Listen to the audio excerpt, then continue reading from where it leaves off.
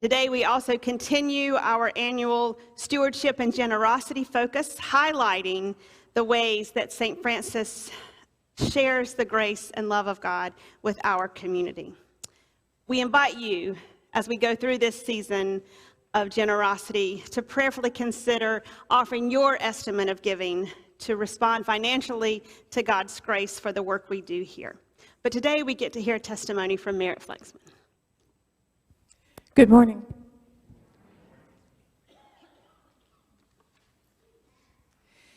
"18 months ago, the Refugee Resettlement Welcome Team was formed in order to restart a St. Francis mission that had been dormant for at least a decade.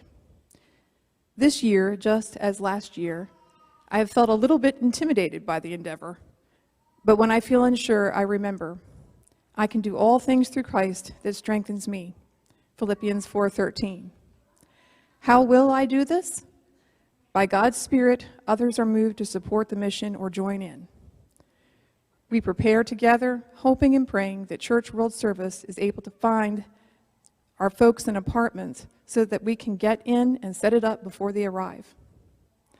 Our usual turnaround time is under 10 days. This Friday, a key was set at 11.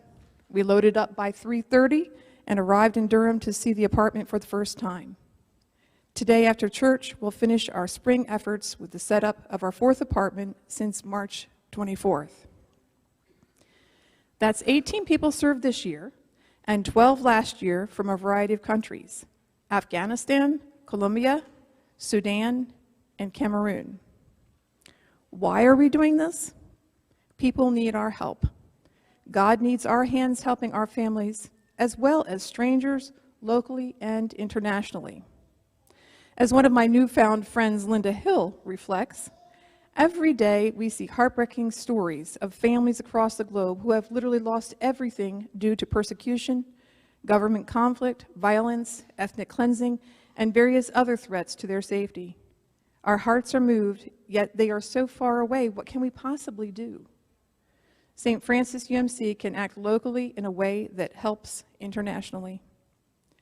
To be able to accomplish this, many hands have worked behind the scenes to assure the new family has everything they need.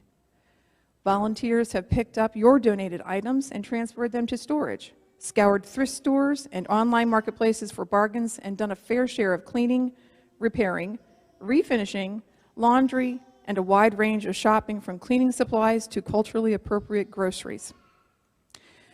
When we finally stand back and look at the fruits of our labors, a fully furnished apartment with all the mismatched furniture that has somehow magically come together, we feel the most wonderful sense of fulfillment. We've had fun as we've made new friends with those working beside us. In these moments of unity and hope, we have found a way to help and have opened doors as well as hearts of others, as they often give freely much more than they were selling once they find out what we're doing. Perhaps you read the last same Lenten reflection to which Brenda Schaefer referred me. Reverend Ismail Ruiz Milan, an immigrant himself, spoke of his broad goal to create spaces of belonging in response to feeling left out and even rejected since he came to the United States.